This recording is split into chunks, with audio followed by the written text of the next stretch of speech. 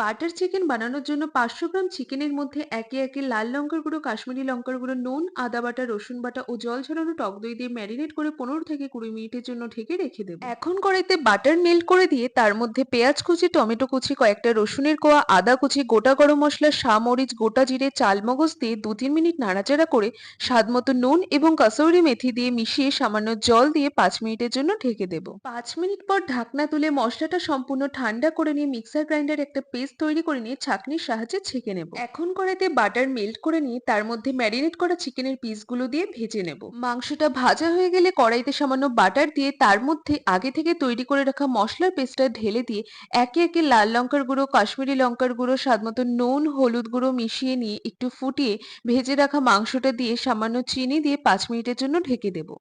এখন গ্রেভিটা ঘন হয়ে আসলে তার মধ্যে কাসুরি মেথি এবং ফ্রেশ ক্রিম দিয়ে নামিয়ে নিলেই তৈরি হয়ে যাবে বাটার চিকেন।